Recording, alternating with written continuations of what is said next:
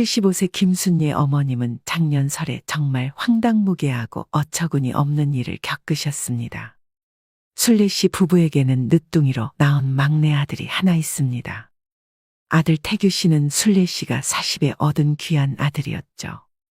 그저 착하고 건강하게만 자라달라고 바랬던 아들이 어느덧 장성에 32에 결혼을 하였습니다. 아들이 며느리를 처음 소개해 주던 날, 순례 씨는 며느리를 보며 안도했습니다. 혹시 아들이 드라마에 나오는 기세고 드센 며느리를 데려오면 어쩌나 하고 내심 노심초사하고 있었기 때문이었죠. 그러나 며느리가 품행도 단정하고 어른에게 예의 바르게 대하는 모습을 보며 순례 씨는 걱정을 덜 수 있었습니다. 무엇보다도 유하고 무던한 성격의 아들과 닮아 있는 것을 보며 순례 씨는 마음이 놓였습니다. 사돈들이 젊다는 것을 아들에게 미리 들어 알고 있었지만 상견례날 마주하고 보니 그 나이 차이를 확연히 실감할 수 있었습니다.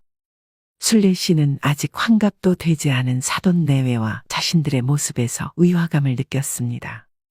순간적으로 나이 차이로 인해 서로 의견이 충돌하면 어쩌나 하는 걱정이 들었습니다. 하지만 나이가 어리다는 이유만으로 섣불리 사돈 내외를 판단할 수는 없었습니다. 그래서 순례 씨는 곧 마음을 다잡았습니다. 나이 차이가 있다고 해서 서로의 생각이나 가치관이 다르리라는 법은 없으니까요. 오히려 젊은 사돈 내외가 가진 새로운 시각과 경험이 결혼 생활에 긍정적인 영향을 미칠 수 있을 것이라는 생각이 들었습니다. 중요한 것은 나이 차이가 아니라 결혼에 대한 가치관이 통하는지, 그리고 사람 대 사람으로서 상대방을 존중하고 배려하는 태도를 지니고 있는지가 더 중요했습니다. 그리고 무엇보다 중요한 것은 아들과 며느리 행복이었습니다. 서로에게 간단히 인사를 나누고 자리에 앉는데 안사돈이 대뜸 먼저 말을 시작습니다. 애매하게 말씀드리면 오해하실 수도 있으니까 단도직입적으로 말씀드릴게요. 요즘 반반 결혼하는 시대가 되었다고는 하지만 아무리 시대가 바뀌었다 해도 저희는 아직까지는 남자 쪽에서 집을 해오는 게 맞다고 생각하는 입장이에요. 그리고 저희는 결혼에 드는 모든 비용으로 3천만 원 그 이상으로 쓸 생각이 없고요. 엄마, 갑자기 왜 그래? 아이 참 넌 그냥 잠자코 있어. 다른 데서는 우리 서진이 몸만 와도 된다고 하면서 선자리 수두룩하게 들어왔어요. 사실 지금도 서로 데려가려고 난리고요. 그런데 얘가 하도 태규 아니면 안 된다고 난리를 쳐서 하는 수 없이 나왔는데 사실 태규가 사윗감으로 썩 그렇게 괜찮은 사윗감은 아니잖아요.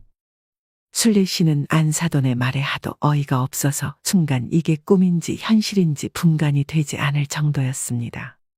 어떻게 초면에 남의 자식이 부족하다는 소리를 사람 면전에 대고 뻔뻔하게 할 수 있는지 정말 살다 이런 경우는 처음 당해보았습니다.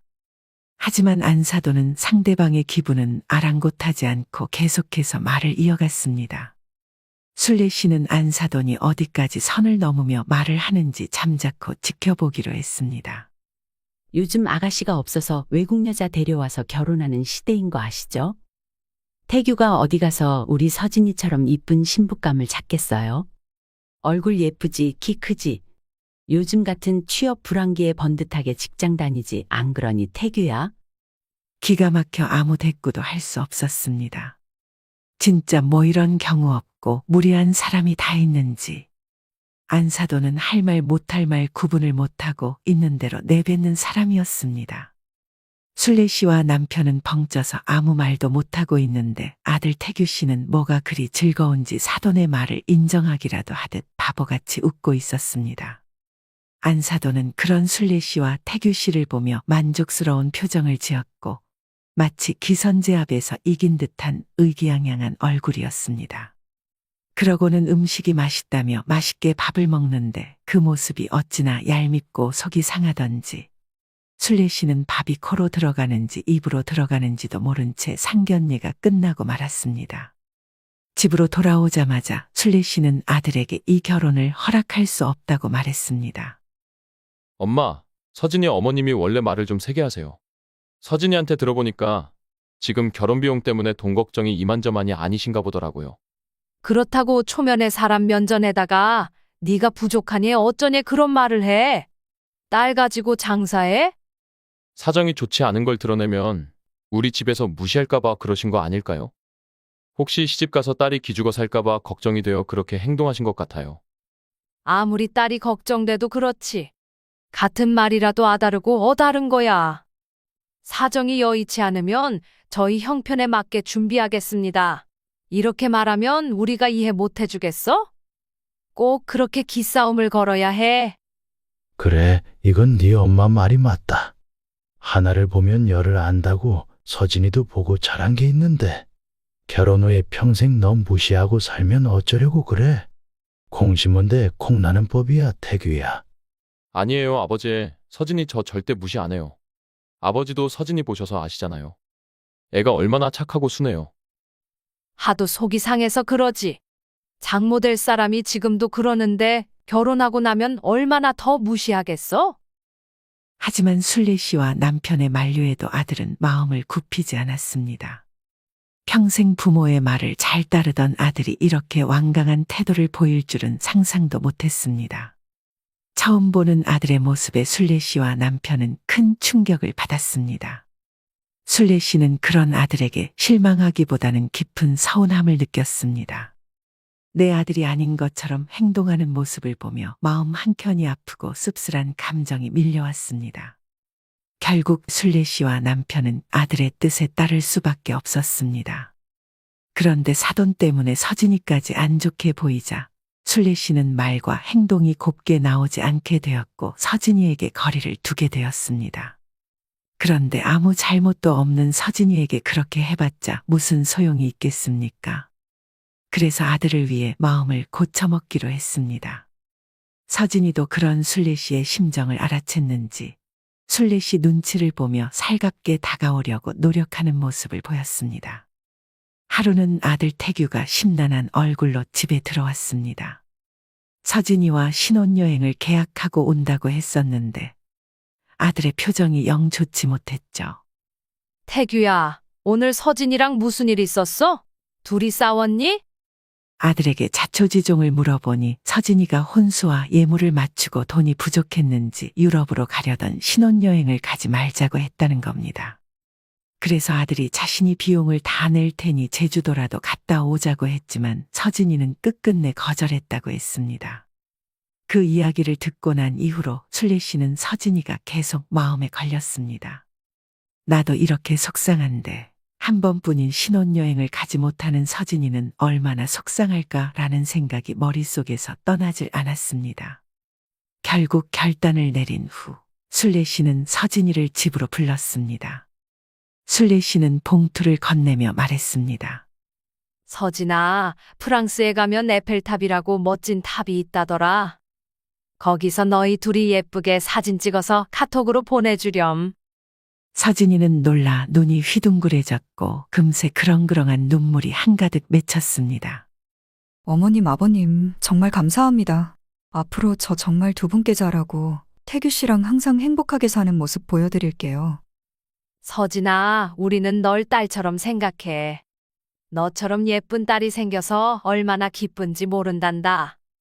그러니까 앞으로 힘든 일이나 돈 때문에 소갈이 하지 말고 이제 가족이니까 편하게 이야기할 수 있는 사이가 되자꾸나. 하지만 이 마지막 말이 순례 씨에게 치명적인 독으로 돌아올 줄은 꿈에도 생각하지 못했습니다. 그리고 이때부터 순례 씨와 아들 부부 사이에 조금씩 금이 생기기 시작했습니다. 이후 서진이는 순례 씨를 엄마라 부르며 부모와 자식처럼 가깝게 지내게 되었습니다. 하지만 그게 문제였습니다. 서진이는 스스럼 없이 지내다 보니 점점 순례 씨 부부에게 버릇없이 행동하기 시작했습니다. 첫 번째로는 반말을 하는 것이 일상이 되었습니다. 엄마, 이거 반찬이 왜 이렇게 짜? 그렇게 짜니? 간도 제대로 못 맞추고 나이 든 거 티내는 거야, 뭐야? 괜히 입만 버렸잖아. 나는 도저히 못 먹겠으니까 버리고 다시 만들어줘. 간 만든 반찬을 제 입에 안 맞다고 버리려는 걸 간신히 뜯어 말린 적도 있습니다. 두 번째로는 순례 씨와 남편을 보고도 인사를 하지 않기 시작했습니다. 서진이 와 있었네. 어쩐 일이냐? 엄마가 반찬 준다고 그래서 왔지. 아유, 미리 만들어 놓지도 않고 뭐 한 거야? 그러면서 남편을 보고도 일어나 인사하지도 않고 대답도 성의 없이 했습니다. 세 번째로는 순례 씨가 집안에서 분주하게 움직이고 있거나 주방에서 일을 하고 있으면 어머니 뭐 도와드릴 거 있어요? 뭐 도와드릴까요? 라고 묻지도 않고 소파에 엉덩이 딱 붙이고 앉아 꼼짝하지 않았습니다. 이를 더는 두고 볼 수 없었던 남편은 서진이를 따로 불러다 얘기를 했습니다. 서진아, 아무리 가족이라도 서로 얼굴을 마주쳤으면 반갑게 인사해주고 도움이 필요할 땐 서로서로 도와가며 지내야 해. 편하게 지내는 것이 상대방을 막대하고 소홀히 대해도 된다는 의미가 아니란다. 오히려 가족일수록 서로를 더욱 소중히 여겨야 해. 편하게 지내는 건 좋지만 서로에 대한 예의는 항상 지켜야 하는 거야. 남편은 서진이를 좋은 말로 다독이면 서진이가 자신의 행동을 뉘우치고 반성할 줄 알았다고 했습니다. 하지만 예상치 못한 반응에 남편은 깜짝 놀라고 말았습니다. 서진이는 남편의 말이 끝난 후에도 한참 동안 그저 뚫어져라 쳐다보기만 했다고 했습니다. 아, 말 편하게 했다고 그러시는 거예요? 그리고 가족끼리 인사는 생략할 수도 있는 거 아닌가요? 저는 아버님, 어머님이 저를 딸처럼 생각하신다고 하셔서 그랬죠. 저보고도 아버님, 어머님을 부모처럼 편하게 생각하라 하셨잖아요. 이제 와서 이러시니까 제가 더 당황스럽네요. 아니, 그런 뜻이 아니라 내 말은 아무리 우리가 가족이지만 서로에게 지켜야 할 예의가 있다는 거지. 딸 같은 며느리는 무슨 빙빙 돌려 말하실 거 없으세요? 시부모 말씀 고분고분 잘 따르고 딸처럼 싹싹하게 잘 챙기라는 말씀이시잖아요. 아버님 말씀 이제야 무슨 뜻인지 알겠네요.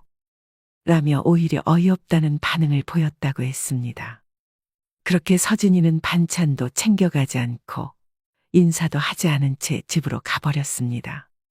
그리고 얼마 뒤 첫째 산날 서진이는 마치 보복이라도 하려는 듯 본색을 드러내기 시작했습니다. 그날 이후 서진이는 순례 씨와 남편에게 거리를 두었지만 아무 불평 없이 제사 준비를 도왔습니다. 그러나 몇 시간 동안 대화도 없이 음식 준비만 하려니 여간 힘든 게 아니었습니다.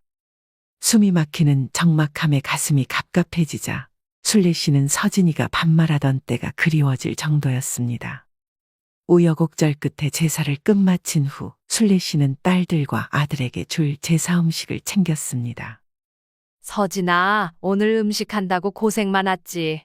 너 좋아하는 것들로만 챙겼으니까 가져가서 먹어.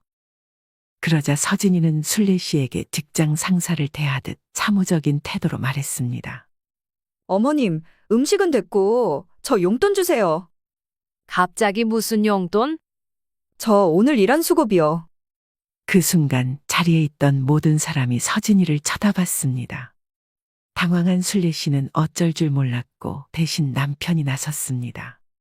아니, 가족 행사에서 수고비를 달라니 그것도 제삿날에. 옳게 하루 종일 똥 씹은 표정을 하고 있더니 이 말하려고 그랬던 거야? 힘든 게 있으면 말을 하지 그랬어. 아니요, 별 뜻은 없어요. 저번에 아버님께서 저한테 가족끼리라도 지켜야 할 선이 있다고 하셨거든요. 그래서 아무리 가족이라도 제가 도와드린 걸 고맙게 여기셨다면 말로만 넘어갈 게 아니라 그에 마땅한 보상을 해주시는 게 맞다고 생각해요. 보자 하니까 돈 타령하는 게 집안 내력이야? 상견례 때도 남자 쪽에서 집해오는 게 당연한 거라고 대놓고 얘기했다며? 그럼 너도 제사일 돕는 게 당연한 거지 무슨 수고비를 바래? 형님, 돈 타령이라뇨. 지금 저희 엄마 욕하시는 거예요? 김씨도 아닌 제가 왜 김씨 제사를 준비해야 해요? 이런 대우 부당하고 억울해요. 서진이 말이 맞지. 누나가 왜 난리야? 누나들도 시댁에서 제사 끝나고 수고비 받는다며. 첫째 딸과 아들이 큰 소리를 내며 싸우려 들자 순례 씨가 급히 막아섰습니다. 그래, 서진아, 내가 생각이 짧았다. 용돈은 태규편으로 보내줄 테니까 피곤할 텐데 얼른 가서 쉬어. 자식들을 다 보낸 후 순례 씨는 아들 계좌로 30만 원을 송금했습니다. 그러자 아들에게서 곧바로 전화가 왔습니다. 전화를 받자마자 아들은 고작 30만 원을 보내준 거냐며 짜증을 냈습니다. 순례 씨는 미안하다고 하며 더 보내줄까 물어봤지만 아들은 대답도 없이 전화를 끊어버렸습니다. 순례 씨는 머릿속이 복잡해 잠을 이루지 못했고 상황을 곱씹을수록 아들에 대한 서운함이 점점 쌓여갔습니다. 그렇게 한바탕 감정의 소용돌이가 지나간 후 마음이 가라앉을 쯤 아들이 기쁜 소식을 전해왔습니다. 엄마 서진이 임신했어요.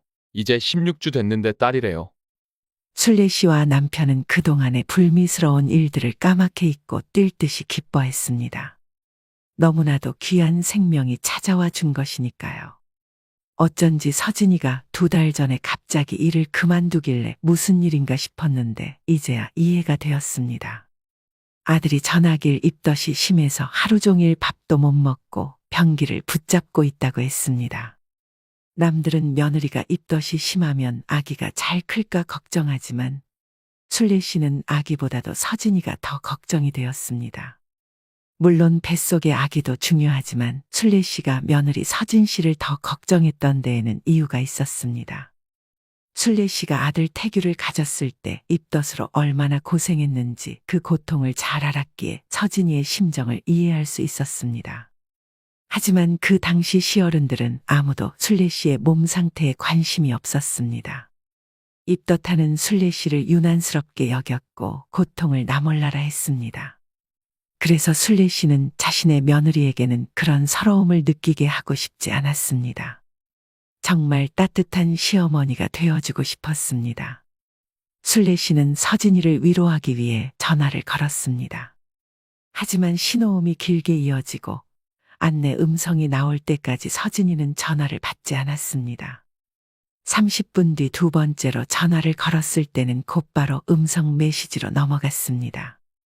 그 순간 아차 싶어 전화를 얼른 끊었습니다. 입덧으로 누워있을 서진이를 괜히 불편하게 한 건 아닐까 생각했습니다. 그래서 아들이 퇴근할 시간에 맞춰 아들에게 전화를 걸었습니다.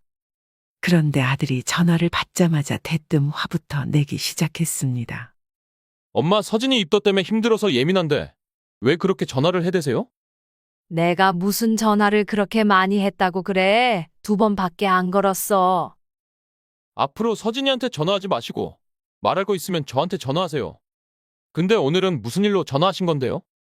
순례 씨는 자신의 마음도 몰라주는 아들에게 또다시 서운함을 느꼈지만 내색하지 않고 말을 이어갔습니다. 서진이가 입덧 때문에 고생한다기에 걱정이 돼서 전화했지. 그러면서 서진이가 먹고 싶은 음식이 있는지 물어봤습니다. 됐어요. 만드시지 마세요.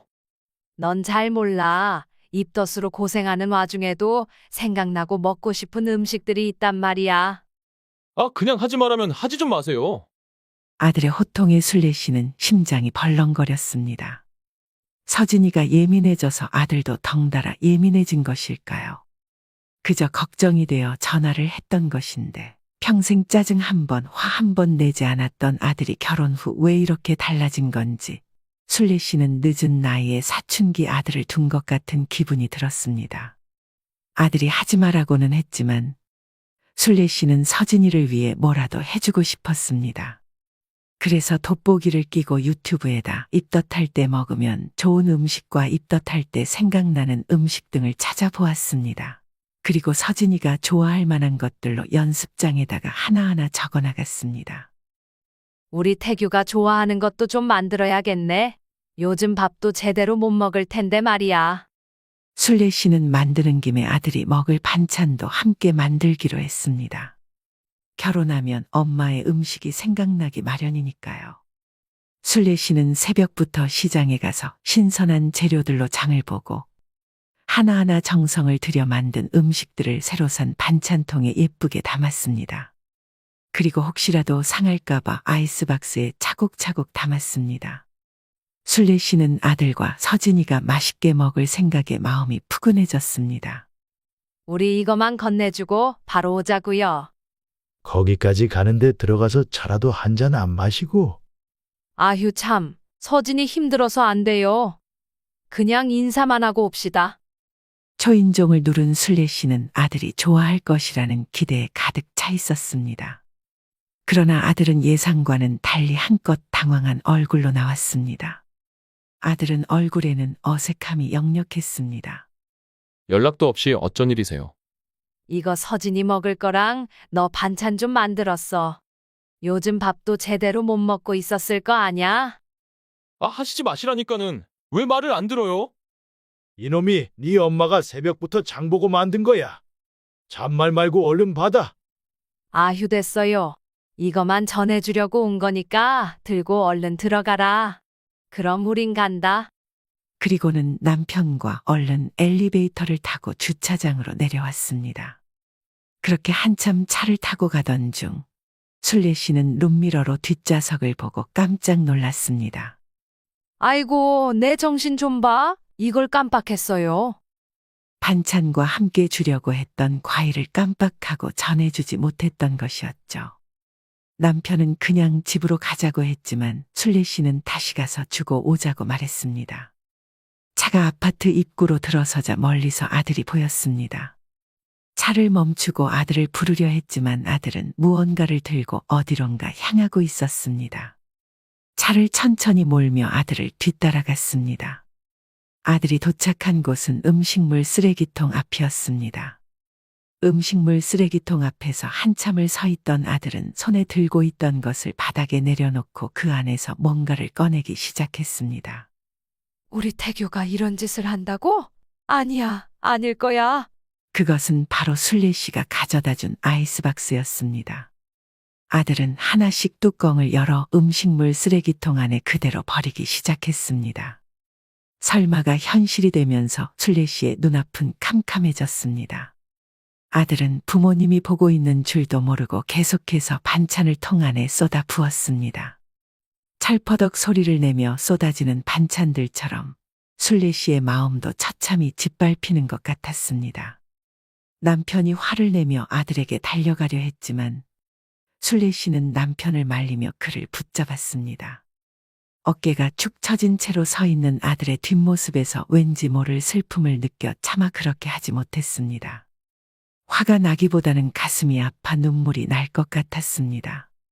순례 씨는 남편에게 방금 본 것을 못 본 척 하자고 했습니다. 눈물을 훔치며 과일 박스를 들고 아들을 피해서 엘리베이터에 탔습니다. 아들은 금방 다시 올라오려고 했는지 현관문이 조금 열려 있었습니다. 순례 씨가 과일 상자를 문 앞에 두고 다시 엘리베이터를 타려는 순간 열린 문 사이로 서진이의 신경질적인 목소리가 들렸습니다. 아니 반찬통만 봐도 역겨워서 토할 뻔했다니까?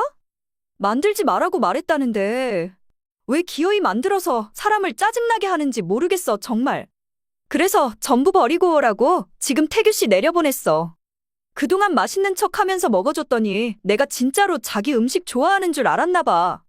아 스트레스 받네? 엄마 우리 내일 백화점에서 쇼핑하고 초밥 먹으러 갈까? 나 갑자기 초밥이 먹고 싶네. 며느리들이 시어머니가 해준 음식을 먹지도 않고 버린다는 이야기가 그저 우스갯소리인 줄만 알았는데 순례 씨는 지금 이 모든 상황이 꿈만 같았습니다. 현실이 믿겨지지 않아 차로 돌아오는 동안 마음이 복잡했습니다. 불안한 마음을 안고 순례 씨는 아들에게 전화를 걸었습니다. 그리고는 목소리를 가다듬고 애써 밝게 말했습니다. 태규야, 엄마가 아까 과일을 같이 준다는 걸 깜빡했지 뭐니. 문 앞에 두고 왔으니까 지금 가지고 들어가. 네, 잘 먹을게요. 그리고 반찬 고마워요, 엄마. 집으로 돌아오는 차 안에서 순례 씨는 멍하니 창밖만 바라보았습니다. 아들의 목이 메인 목소리와 반찬이 찰퍼덕하는 소리가 계속해서 들려왔습니다. 떠올리지 않으려 눈을 감아도 소용이 없었습니다. 남편의 말대로 그냥 집으로 갔다면 몰랐을 텐데 순례 씨는 괜한 고집을 부린 자신이 원망스러웠습니다. 아들이 만들지 마라 할 때 만들지 말았어야 했고 걱정이 되어도 전화하지 말았어야 했습니다. 하지만 후회하며 자책해보아도 이미 벌어진 일을 없던 일로 만들 수는 없었습니다. 심란한 마음에 카톡에 들어갔다가 아들의 프로필 사진을 보게 되었습니다. 환하게 웃고 있는 두 사람의 모습에 순례 씨는 순간 화가 치밀었습니다. 아무리 노력을 해도 순례 씨의 마음을 몰라주는 아들과 며느리가 원망스러웠습니다. 지들끼린 행복한가 보네. 이제 부모는 안중에도 없지.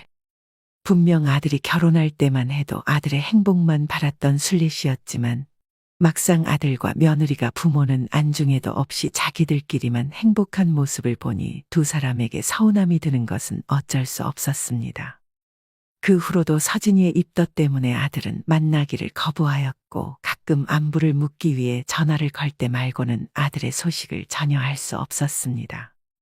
그렇게 무더웠던 여름이 지나가고 어느덧 9월이 되었습니다.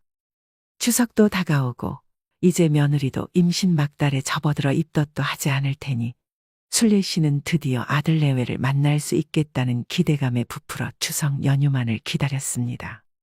순례 씨는 잔뜩 기대감에 부풀어 아들에게 전화를 걸었습니다. 태규야, 너희 추석에 며칠 날 올 거니? 그러자 아들이 생각지도 못한 대답을 내놓았습니다. 태규는 심드렁한 목소리로 엄마 추석 때 못 갈 것 같아요. 응? 못 오다니? 왜? 서진이가 아직까지 입덧이 심해서요. 몸도 무거워져서 전보다 더 힘들어해요. 아직도 입덧이 심하다고? 그래서 연휴 동안 친정에서 쉬다 오게 하려고요. 우리 집에는 못 오겠다면서 친정에는 간다 하고. 아, 놀러 가는 게 아니라 편하게 쉬다 오게 하려는 거잖아요. 그래도 결혼하고 첫 추석인데 그럼 우리가 너희 집으로 갈게. 아버지랑 이야기 잠깐 하고 처가로 가. 그럼 되잖아. 순례 씨는 아들의 태도에 속이 상했지만 잠깐이라도 아들을 만나고 싶은 마음에 계속 설득해 보려 했습니다. 그러나 아들에게서 돌아오는 대답은 냉정했습니다. 엄마, 이번 추석은 그냥 넘어가요. 순례 씨는 그간의 서운함이 터져나와 속에 있던 말이 튀어나왔습니다. 그런데 서진이는 입이 없다니? 왜 항상 너 뒤에 숨어서 네가 다 말해? 내가 뭐 잡아먹기라도 해? 이럴 때는 자기가 전화해서 어머님, 제가 몸이 너무 안 좋아서 추석에 찾아뵙지 못할 것 같아요. 죄송합니다. 이렇게 말하면 되잖아.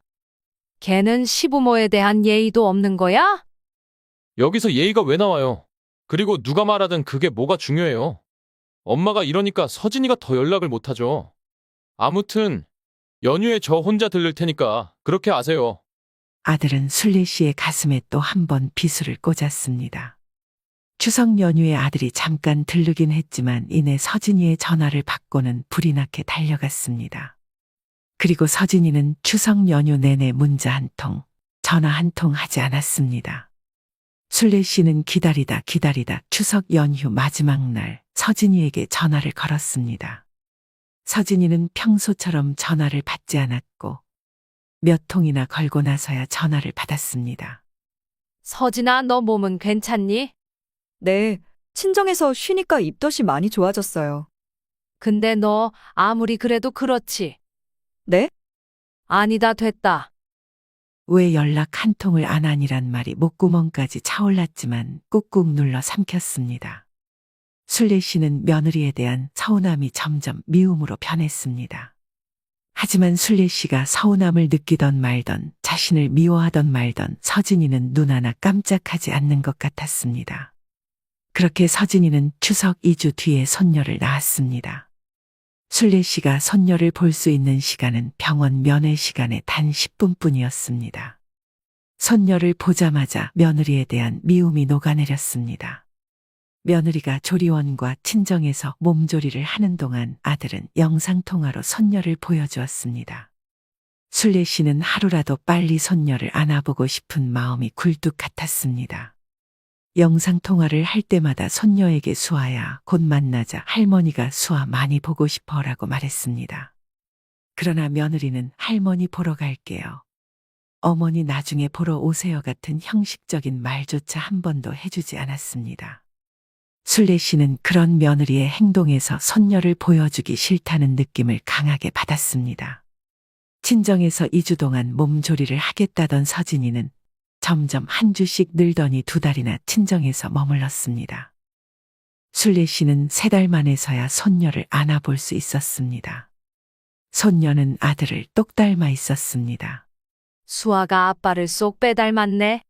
그래요? 그럼 수아가 엄마 닮은 거네. 내가 엄마랑 붕어빵이잖아.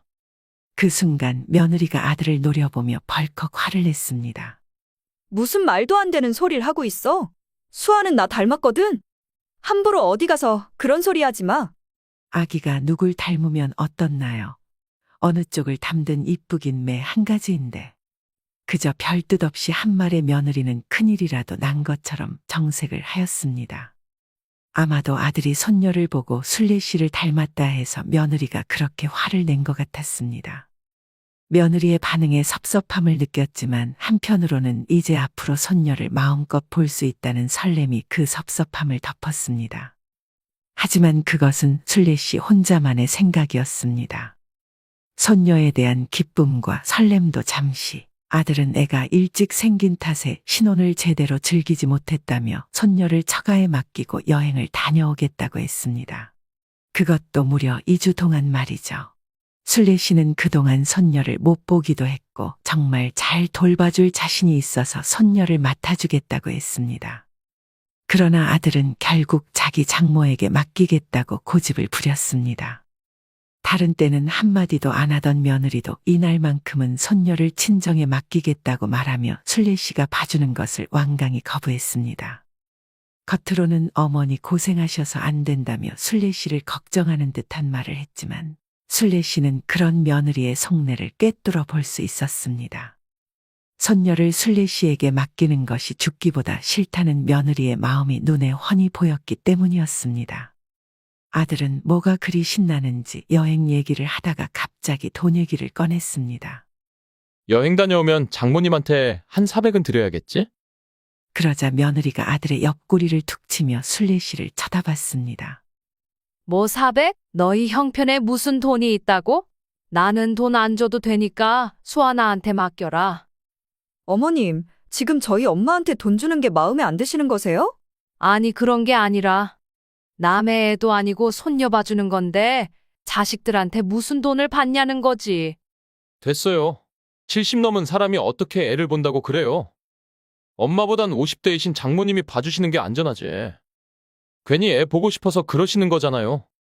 아들은 이미 장모랑 이야기 다 끝났다며 더 이상 아무 말도 못 꺼내게 했습니다. 아, 그리고 여행 가서 가족들 선물 아무것도 안 사올 거니까 그렇게 아세요. 그러면서 온 지 1시간도 안 돼서 손녀를 안고 자리에서 일어났습니다. 아니 벌써 가게? 저녁이라도 먹고 가지. 오랜만에 수아 보는 건데. 그럼 어머님, 여행 다녀와서 생신 때 뵐게요. 며느리는 순례 씨의 말을 자르고는 손살같이 밖으로 나갔습니다. 어쩜 저럴 수가 있을까. 며느리도 며느리지만 갈수록 며느리에게 물들어가는 아들이 더 야속하게 느껴졌습니다. 사실 손녀를 보고 싶어서 그러는 거냐던 아들의 말이 틀린 말은 아니었기에 순례 씨도 조금 뜨끔하긴 했습니다. 하지만 손녀를 정성껏 보살피겠다는 마음은 정말 진심이었습니다. 그리고 누가 여행 선물 같은 거 받았나요? 더군다나 자기들이 여행에서 돌아오는 다음 날이 순례 씨의 생일이었는데도 불구하고 애초에 생일 선물조차 바라지 않을 뿐더러 그저 다 같이 밥 한 번 먹는 것만으로도 감사하다고 생각하는 순례 씨였습니다. 그런데 거기다 대고 장모에게 400만 원 준다는 소리를 하면서 순례 씨에게는 여행 선물을 바라지 말라는 소리를 하니 참 기가 찰 노릇이었습니다. 그렇게 아들과 며느리는 사돈에게 손녀를 맡기고 여행을 떠났습니다. 이 이야기를 다른 사람들이 들으면 애 안 봐서 좋지 뭔 고생을 사서 하려드나 하겠지만 며느리가 자신에게 거리를 두면 둘수록 순례 씨의 서운함도 점점 커졌습니다. 그렇게 2주가 지나고 순례 씨의 생일이 되었습니다. 순례 씨는 아들이 여행에서 돌아오는 날만을 손꼽아 기다렸습니다. 오랜만에 온 가족이 모여 다 같이 밥을 먹을 생각에 마음이 들떴습니다.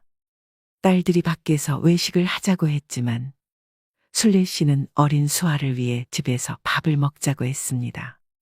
손수 생일상을 차리고 말끔한 옷으로 갈아입은 후 아들 내외를 기다렸습니다. 그런데 아들은 약속한 시간이 한참이 지났는데도 나타나지 않았습니다. 엄마, 태규 왜 이렇게 안 와? 그러게 말이다. 왜 이렇게 안 오지? 5시까지 온댔는데. 벌써 1시간이 지났어. 내가 전화해볼게. 딸들의 성화에 덩달아 남편 또한 심기가 불편해졌고 남편은 아들에게 전화를 걸었습니다. 남편이 전화를 하려는 순간 때마침 아들에게서 전화가 왔습니다. 태규야, 너 어디쯤이야? 오고 있어? 저희 아직 처갓집에 있어요. 아직도 거기 있으면 어떡해? 5시까지 오기로 했잖아. 수아 맡기고 가려고 했는데 수아가 오랜만에 저희를 봐서 그런지 서진이한테서 안 떨어지려 그러네요. 수아도 같이 와야지 왜 맡기고 와? 아직 사람 많은데 데리고 가면 안 된다고 장모님이 그러시네요. 그래서 말인데 저희는 다음에 찾아뵈면 안 될까요? 저희도 여행 피로 때문에 몸이 너무 피곤하네요. 너는 네 장모 말이면 죽는 신용이라도 하겠다. 아들이라는 놈이 어떻게 이럴 수 있어? 오늘 네 엄마 생일이야. 네 엄마가 이날만 얼마나 손꼽아 기다린 줄 알아? 아, 알아요. 그래서 지금 죄송하다고 전화드린 거잖아. 생일이라고 꼭 생일날 만나야 해요? 무슨 말 같자는 소리야. 듣기 싫다. 그리고 자기들은 깨끗하고 우리는 병균 취급하는 며느리랑 네 장모 더 이상은 두고 못 보겠다. 별것도 아닌 걸로 왜 이렇게 화를 내세요? 됐고, 다음 주에 찾아뵐 테니까 그때 밥 먹어요. 오늘은 제가 돈 보내드릴 테니까 어머니 맛있는 거 사드리고요. 필요 없어. 다신 연락도 하지 말고 찾아오지도 마라. 부모 말 잘 듣고 평생 말썽 한 번 피우지 않았던 아들이 어쩌다 이렇게 변해버린 것일까요? 엄마 생일도 아무렇지 않은 날로 취급해버리고 자기 부모 형제들을 평균 취급하는 며느리와 장모의 행동에 덩달아 휩쓸려 가족을 하찮게 여기는 아들이 돼버린 것일까요? 남편이 전화를 끊은 후 몇 분 뒤 띠링하며 문자가 하나 왔습니다. 아들이 보낸 20만 원 이체됐다는 문자였습니다. 남편은 딸에게 받은 돈을 다시 돌려보내라고 시켰습니다. 딸들과 사위들이 순례 씨의 기분을 풀어보고자 외식을 하러 나가자고 설득했지만 순례 씨는 아무 말 없이 고개를 가로저었습니다. 남편까지 나서서 설득을 하였지만 순례 씨는 도저히 나갈 기분이 아니었습니다. 그냥 집에서 미역국에 밥이나 먹읍시다. 니들도 얼른 먹고 가. 엄마 좀 눕고 싶다. 그렇게 순례 씨는 자신이 끓인 미역국을 먹으며 생일을 보냈습니다. 며느리는 아들이 전화했으니까 자기는 전화 안 해도 된다고 생각했는지 전화 한 통 하지 않았고 카톡으로 생신 축하한다는 말 하나 보내고 순례 씨가 먹지도 않는 아메리카노 커피 쿠폰을 선물로 보냈습니다. 아휴, 내가 써서 안 먹는 거 뻔히 알면서 얘는 일부러 이러나. 순례 씨가 한숨을 쉬며 작게 읊조리자 그것을 본 딸이 며느리가 보낸 카톡을 보게 되었고 화가 난 딸이 며느리에게 전화를 하려들자 순례 씨는 모든 걸 체념한 듯 딸을 말렸습니다. 순례 씨는 그동안 며느리를 이해해 보려고 정말 많은 노력을 했습니다. 실망감과 서운함이 극에 달해 밤새 잠을 이루지 못하였고 다음 날 아침 눈을 뜨자마자 아들에게 전화를 걸었습니다. 내가 그동안 참고 참았는데 어떻게 생일날까지 이럴 수 있니? 엄마는 더 이상 상처받기 싫으니까 너희 이제 앞으로 오지 말아라. 전화를 끊은 뒤 순례 씨는 모든 것이 부질없게 느껴졌습니다. 시부모가 뭐만 하면 죄인 취급하는 시대가 돼버린 것이 한탄스럽게 느껴졌습니다. 둘이 잘 살기 위해서 며느리가 시부모를 무시하고 시댁과 거리를 두는 것이 정당한 행동으로 여겨진다면 아들 또한 처가에 대면대면하게 굴고 거리를 두는 것이 맞지 않는가. 하지만 며느리와 달리 아들은 처가에 왜 이렇게 잘하는 것일까? 애써 이해해 보려 할수록 순례 씨의 머릿속은 복잡해졌습니다. 더 이상 집에 찾아오지 말라는 말에 놀랬는지 아들과 며느리가 손녀를 데리고 집으로 찾아왔습니다. 어머님, 수아가 그렇게 보고 싶으셨어요? 서운하셨다면 죄송해요. 애가 어리니까 제가 걱정이 많아서 그랬어요. 그래서 오늘 수아 실컷 보시라고 데리고 왔어요. 며느리는 손녀를 순례 씨 앞에 내려놓더니 말을 끝내기 무섭게 아들을 잡아 끌며 자리에서 일어났습니다. 너희 어디 가니? 차에 뭐 두고 왔어? 아니요, 저희 영화 보러 가려고요. 갑자기 찾아와서는 애를 맡기고 영화를 보러 간다니 당최 이게 무슨 뚱딴지 같은 소리인가 싶었습니다. 엄마, 그동안에 못 봐서 삐지셨잖아요. 그러니까 오늘 실컷 보시라고요. 그럼 저희 다녀올게요. 순례 씨의 서운함을 이런 식으로 비꼬는 아들과 며느리의 태도에 헛웃음이 터져 나왔습니다. 손녀는 순례 씨의 기분을 풀어주려는 듯이 방긋방긋 웃으면서 순례 씨를 바라봤습니다. 그 덕분에 속상했던 마음이 가라앉았고 순례 씨의 마음이 한결 가벼워졌습니다. 이유야 어떻든 손녀와 함께할 수 있는 시간에 감사하기로 했습니다. 순례 씨는 손녀를 유모차에 태우고 동네 산책을 나섰습니다. 손녀와 함께 만든 첫 번째 추억이었습니다. 손녀가 고개를 왔다 갔다 하며 밖을 구경하는 모습을 보면서 순례 씨는 그 모습에 행복해져 미소가 지어졌습니다. 순례 씨는 손녀와의 산책이 이렇게 특별하고 소중할 줄은 몰랐습니다. 햇살이 따뜻하게 내리쬐고 바람이 살랑살랑 불어오는 가운데 순례 씨는 손녀와의 소중한 시간을 만끽하며 마음속에 오래도록 간직할 추억을 쌓아가고 있었습니다. 그렇게 행복함도 잠시 손녀와 순례 씨를 향해 위험이 엄습해오고 있었습니다. 차가 오지 않는 것을 확인하고 초록불의 횡단보도를 건너가고 있었는데 반쯤 건너갈 때쯤 차 한 대가 빠른 속도로 순례 씨를 향해 달려왔습니다. 순례 씨는 손녀를 구해야 한다는 일념 하나로 유모차를 잇는 힘껏 인도위로 밀었습니다. 다행히 이를 본 지나가던 행인이 유모차를 잡아 안전한 곳으로 옮겨주었습니다. 그런데 운전자가 순례 씨를 발견하고 뒤늦게 급정거를 하였지만 이미 늦은 상황이었습니다. 결국 순례 씨는 차에 부딪혀 넘어지면서 팔이 부러지고 말았습니다. 순례 씨는 고통도 잊은 채 손녀의 안부를 물었습니다. 아이고, 이를 어째. 아이고, 우리 수아. 우리 손녀는 괜찮나요? 네, 할머니, 손녀는 무사해요. 그보다 할머니가 많이 다치셨어요. 제가 얼른 구급차 불러드릴게요. 순례 씨는 팔에서 피가 철철 흐르는 상황에서도 손녀가 무사하다는 말에 가슴을 쓸어내렸습니다.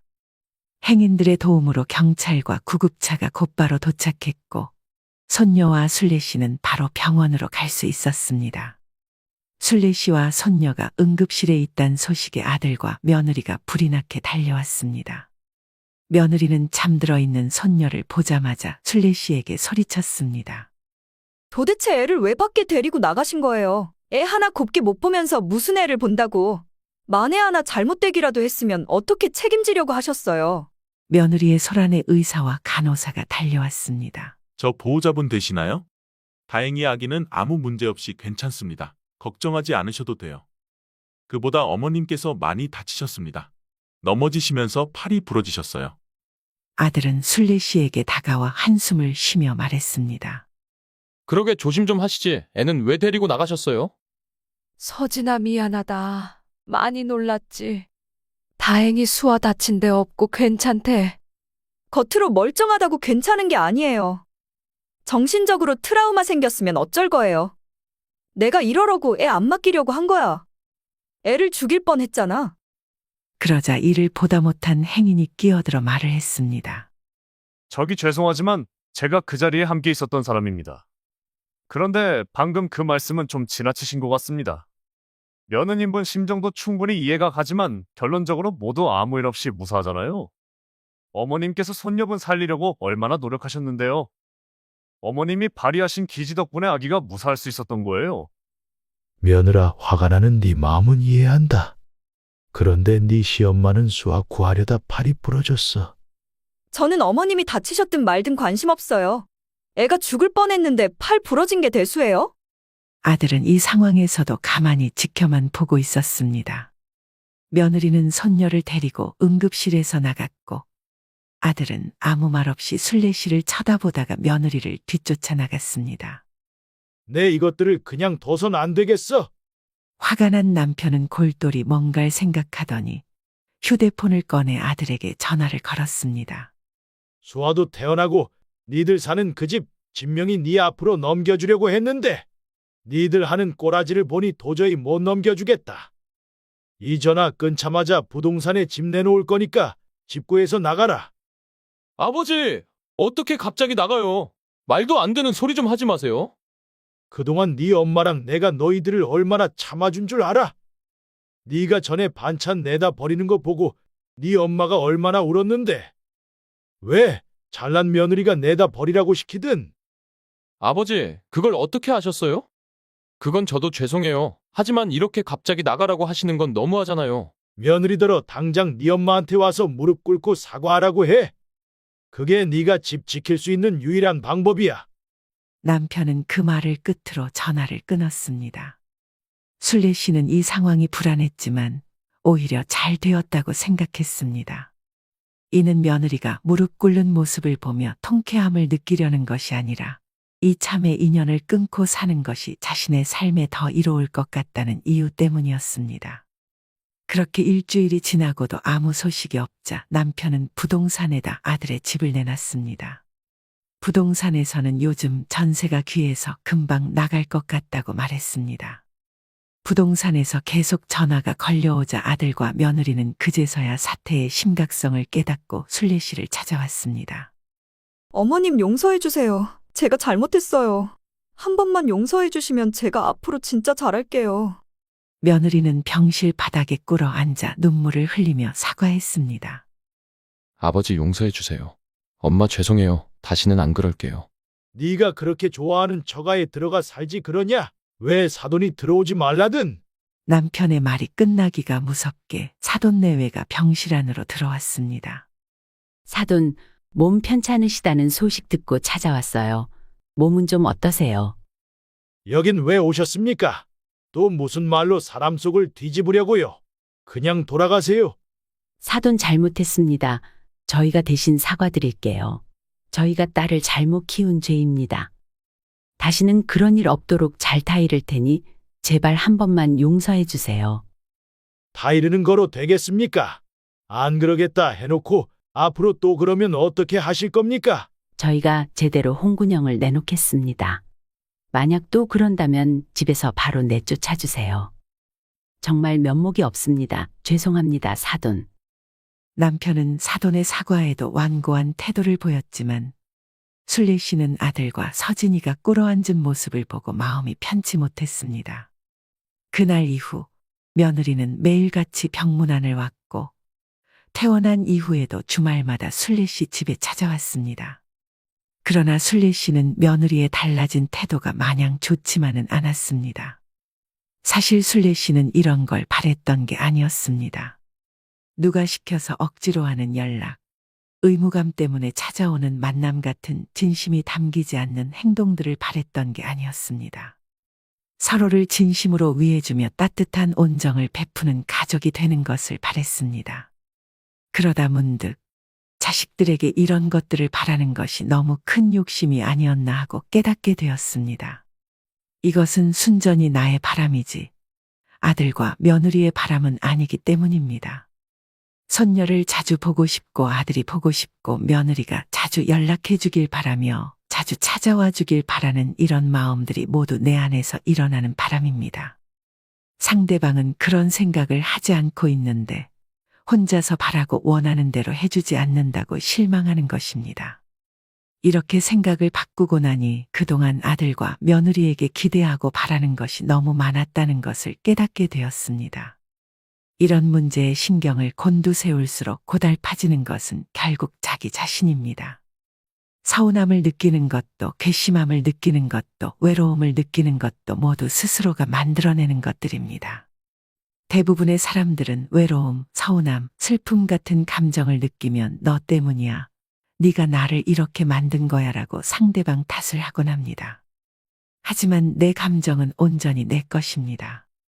그러므로 내가 행복할지 슬퍼할지는 내가 선택할 수 있습니다. 아들이 오랜만에 걸어오는 전화의 아들을 미워할 수도 있고 오히려 감사할 수도 있습니다.